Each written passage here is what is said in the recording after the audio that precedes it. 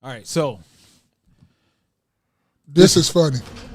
this happened in Detroit, This is funny. and we'll let the video speak for itself. This is funny. I don't know what to make of it. In 31 plus years of this job, this ranks up there with one of the crazier ones I've heard. And we begin with breaking news on the west side of Detroit, where 5 family members have been sent to the hospital, all of them with gunshot wounds. Police say there was a fight between family members, and then things escalated into a full-on shootout. Good evening. Thanks for joining us. I'm Hillary Goldstein. And I'm Dave Spencer. We are learning more now about the conditions of those multiple victims. Fox 2's Camille Mary joins us live. Definitely not Detroit versus everybody. Detroit versus Detroit.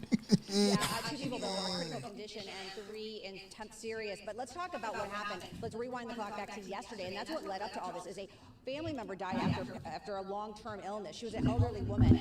And then today, all the family members were together trying to discuss logistics after passing what to do as far as preparing for the Logistics, where the money gonna go, where the money reside. Oh my! That would have been good to put right there. When she said logistics and that nigga came through with the money reside. That shit would have been, and it would have been crazy right there. That shit would have been funny as fuck. That would have been funny. Bro, I don't usually laugh at videos that are funny that I'm just watching, unless it's something like a comedian type of thing. Bro, I was dying laughing at that, bro. Dude was...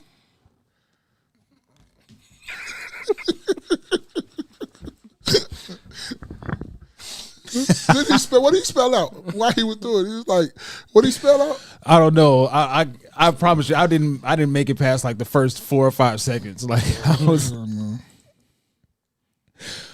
Oh, man. The shooting, we know right now, as I said at the top, that 2 brothers in their 50s in critical condition, and then 3 women who are also family members. One of them, the wife of one of the brothers, and then also a niece who was in her 20s, also in the hospital. Now, the Assistant Chief Fitzgerald talks about this way better than I can, so I want you to listen to what he has to say in his own words. Look like a Sounds like nice neighborhood. Started with 2 brothers in a physical altercation. Gun falls out of the one brother's waistband. Another brother picks it up, fires a shot. Others return fire to defend that person. And even when the original officers, the responding officers arrived at scene, they were still fighting on the front lawn. Told y'all, this shit funny, bro. Okay, so right now we know that there's You was also a laughing too? person who was No, I was thinking about that video when the money reside. What the money reside. This is funny though. inside the house. This all happened outside, but he was inside the house. He was suffering from a stroke, who is recovering from that. Police worried that he could have maybe been hit in this, but he's okay. And then also a bullet hit another house. Luckily, no one was hit. Right now, it's kind of a hectic situation because someone walked up. He actually walked up to us first and then to police because he's trying to get to his house back there. He's screaming at police. Police are trying to get him to calm down. He doesn't appear to be related to all of this, but still kind of adding to the stress and the chaos of this scene. But for now, that's what's going on. I just got off motherfucking Work. I'm ready to go home. The fuck? Well, then that's exactly what he probably said too. I got old English in the motherfucking in the refrigerator. You know what I'm finna sit down, watch the Detroit Tigers. Yeah, yeah. The Pistons No, just made it to the Pro. The Pistons on. Yeah, Shit, I got money on this I got guy. money. yeah. God damn it! You would have been pissed too. I just got done working at Cadillac. GM. God damn it. As soon as we get it. Reporting live, Camille Mary, Fox 2 News. Yeah, Camille, whenever you're dealing with these domestic situations, we know emotions can run high. Do we know if the family members who were not injured are cooperating with the investigation at this point? Well, I didn't see that. Did you see how she reacted? Hold on. She said, "Yeah, well, you know these niggas. They don't nobody know shit. This is a family, but don't nobody know who started shooting." Yeah, no. Ain't nobody talking to nobody. We all mother-in-law, father-in-law, brother-in-law, sister-in-law. Hey, we know we fucked up, but ain't nobody say nothing. Oh, hold on. Let me play. I didn't see that before. Hold on. Let me slow it down. Normal speed. Whenever you're dealing with these domestic situations, we know emotions can run high. Do we know if the family members who were not injured are cooperating with the investigation at this point? I didn't even tell you where this was. This is in Detroit, Sussex and Linden. Again, I apologize. She said, "I ain't tell you what this was." That's to give you an idea that these niggas ain't gonna talk. Hey. I ain't even tell you what this was. I always say, J every day speak nigga. That's all it is. It's speaking nigga right there. Yeah. You know where you at? She ain't even ask question. She ain't even answer the question. She said, "I ain't even tell you what this was." Speak nigga, yeah. In so many words, what that mean? Ain't nobody Ain't talking. nobody saying shit. Believed to be a family member, but who shot who? One of the people who shot is in the hospital, but police still trying to sort it all out. Just a very chaotic, messy scene. And again, this with his neighbor arguing with police is not helping matters at all. Yeah, David, Hillary, back to you. We know this happened Yeah, a few hours I ago. get It's with still police. an ongoing investigation, so we'll check back with you. Okay, Detroit. Okay. Detroit doing Detroit things. So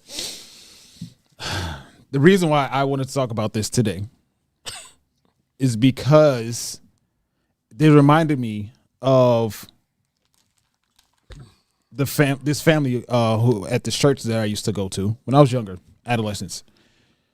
I think we were about there for 4 to 7 years or something like that.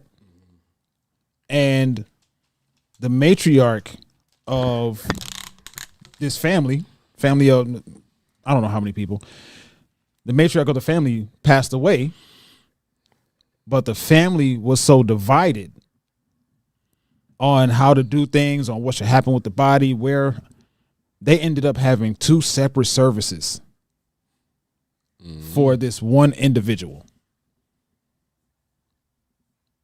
And if I remember correctly, the services There's were not powerful in the niggatry same- going on here. Powerful niggatry. Oh, he walked away. So it just reminded me of how divided some families could be. Like, and it's, if there's one time where the family should come together and make decisions to be as at peace as possible, is something like that, right? I can see if you're trying to plan a family reunion, you're trying to plan a family getaway, and people have different approaches to that. But when somebody passes away, it's all right, we're going to do this here, and I don't want to argue about this. I don't want no confusion with the family.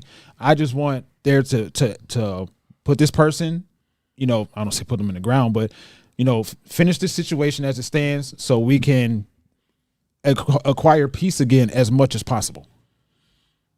Not argue, not say, I want them to go here. My mother should be buried there. It's my mother too. I should have a say so, all this stuff. Not all that arguing. It should be some peaceful, and this should be a peaceful transition as much as possible. But what are you guys' thoughts on the situation, and if you have a particular story that you can recall at the moment? But what are you guys' thoughts? Me and Jay every day just got to reading this book called The Subtle Art Not Giving a Fuck, right? Jay every day? Got you cultivated. Yeah. Okay, and then when I was telling you how good the book was, I said, because they mentioned ego is the enemy, and we said we was going to read that one next, right? Yeah. Ego is the enemy? Yeah, prime example of ego is the enemy. Why the fuck are y'all having 2 funerals? Why? Because somebody ego is that's my mama. You ain't been here in I don't know how long. Now you want to be talking about this your mama? That's why I say that's why you need a leader in every situation. Even if you just a leader for that situation, every situation needs to have a leader. You might be good at this, so you're gonna be the leader of this situation. Mm-hmm. But then another situation, you might not be good at this, so you wouldn't be this leader in this situation to be somebody else. But everybody needs to appoint a leader or somebody that got some type of common sense to know that we ain't finna have no 2 funerals. That's wasting money. Mm-hmm. And as an older person, you should be appointing, hey, look, I want this person to take care of everything. Don't worry about it. They're going to take care of everything. This one person right here. If they not there to take care of it and they with me and we both pass together, this person should be taken. It should be people appointed, and like you say, it should be wills and things left anyway to let people know what they should be doing. There it is, wills. Definitely should have some wills. Those are 2 things I agree with. You should not only have a life insurance, right? You should have a will. Mm-hmm. So therefore, it kind of tells, put parameters in place. Because, when people pass, you get family members and shit that come out the woodworks and think they, owed, Mississippi. Right? They think they owe some type of money, right? A lot of the time, like, if you had to do 2 funerals or whatever, to me, like you just said, it's ego. But I don't think you really truly love that person like that, right? Did you do a cultivate? Did you accept it? No, I'm waiting on you to do it. Okay, I just I got said it. okay. Sorry, go ahead. Joe. No, I'm just saying I don't think you truly love that person that you guys got to sit up here and bicker Yep. about. Somebody, bag up, have some common, come together, have some common ground, and just have one service, celebrating the life of somebody. Yeah. You doing this all because you guys are doing this, like he said, because of ego. Neither of you guys want to budge. You probably got some lawyers involved. This person's probably worth some money. Mm-hmm. And it really comes down to that. Like, you see the evil that come out of people when there's some money that really ain't even theirs. The fuck? Hey, and I'm going to say 2 words. I'm going to say one of my words, and I'm going to say one of Jay Everyday words that he always use. My words is common sense. Other word that Jay Everyday use a lot of is have some class. Mm-hmm. You can put those 2 words and we can fix all this stuff. If we had some common sense and some class, we wouldn't be doing no dumb shit like this. Having 2 funeral service? Are you serious? Y'all for real. A nigga like me would have been, I ain't coming in there one of them shit. Y'all ass is retarded. Right. God forbid anything happen to, anybody in my family and, some money is involved, right? And I see shit getting hectic. All right, well, you got it. You know what I'm saying? If you need it that much, you got it. You see what I'm saying? Because I'm good. And I was just going to say that too. It. You know what I was just going to say too? That's some motherfuckers who, like I always say, bro, when you got shit going on and you got money moving, you got money moves shaking, you got a decent job, you doing good out here, you don't, even if it is some extra bread, you don't care because you're cool. Right. You don't care. When you don't have nothing going on, you've been living off these people all this time, you fitting in bike ring because this your last year hurrah. You need that shit. You gonna smoke that shit. Yeah, I need that. What the fuck is you talking about? That shit gonna be 50 fucking million dollars in lottery tickets. Huh? 50 million, you got this 50 million. Hold on, Jay. $50 million in lottery tickets. You think I'm crazy? I'm insane, motherfucker. Move. Shit, y'all gonna smoke and cook that shit and buy a Cadillac or some whatever. That's it. Yeah, that's exactly what that got to do with it. When you, like I tell everybody, like I told my son, when you have stuff going on, you got stuff going on for yourself, you don't really care what's going on out there. And as long as they ain't fucking bothering you and they not coming fucking what you got going on, you don't care. When you don't have nothing going on and that's your last hurrah, you gonna damn near kill a motherfucker because that's all I got. Mm-hmm. Absolutely, and that's what. Now these are families that I grew up around. These are families that I grew up around to an extent, but because this church family that I was in, it was a tight core group of people. So there was a lot of times where my family lived close to the church. So, and you know how a lot of black churches do it. You had a morning service and an evening service. So my family lived close to the church. So in between services, people would come to my house. So it would come a tight group of people. So we saw firsthand what was going, not firsthand, but we heard a lot of what was going on between the 2 families and how the disagreements and all this stuff happening.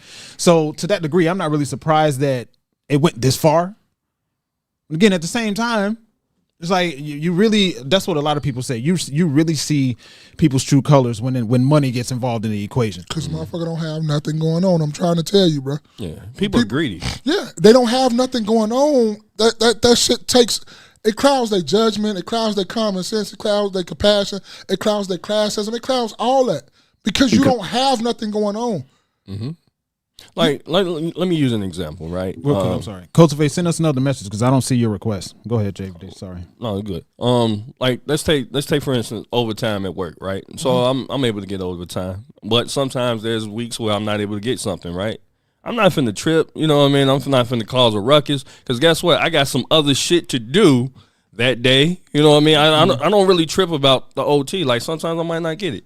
Mm-hmm. Right? Mm-hmm. It doesn't. I don't have to get it every week. I don't have to get it every day. I'm not greedy like that. Somebody else, you know what I'm saying? And matter of fact, sometimes when I do end up with a Saturday off or whatever, it feels good.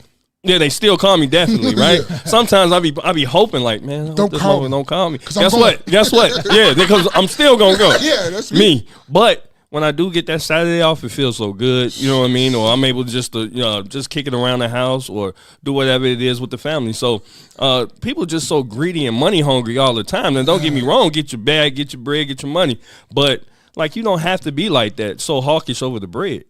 You know, That's enough for everybody. Like the fuck. Now that you mention it, I would wager, given what I know about them or what I've seen, it was a money thing in the end. Yeah. Like I just say, when you don't have nothing, people can to blue in the face. When you don't have nothing going on, you be caring about a lot of that shit. Why you think a lot of people that's really getting money, you don't really hear about them? You don't hear nothing about this. You don't hear nothing about that. They stay the fuck out the way.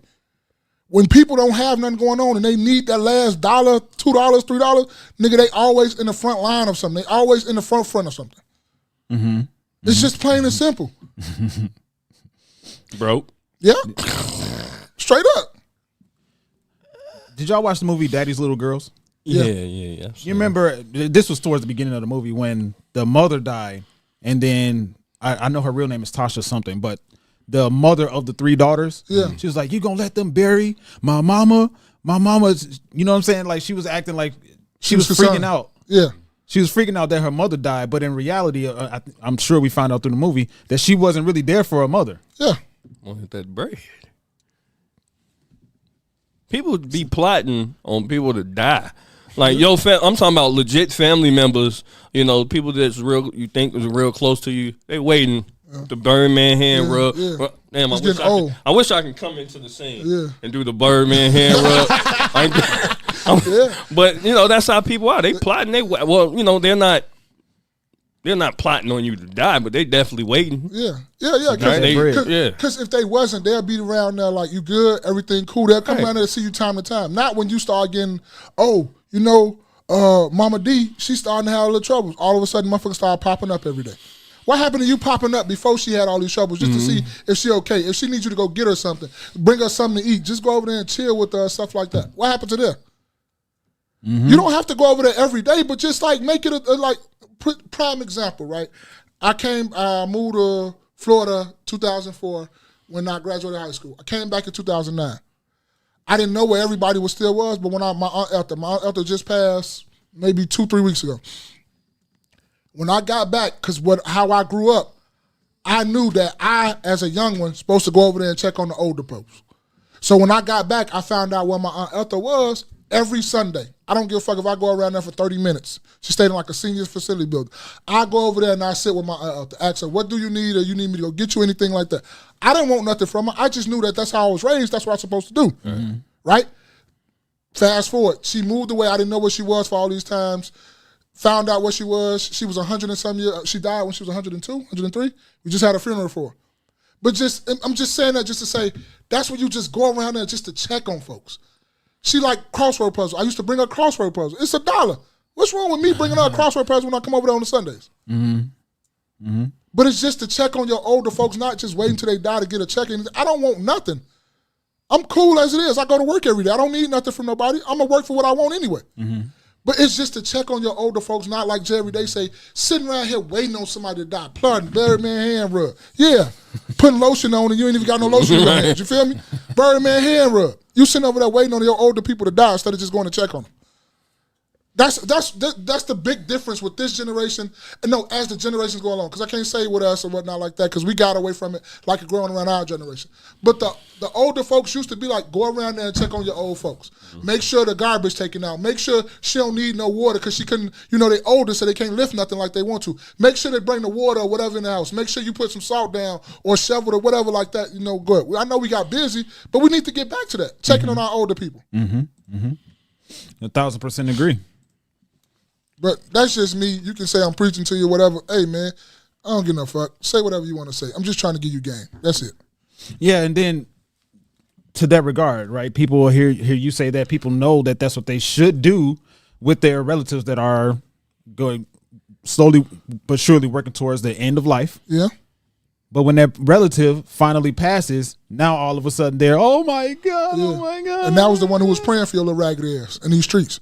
Oh, my That was the one who was keeping you alive with God's prayers.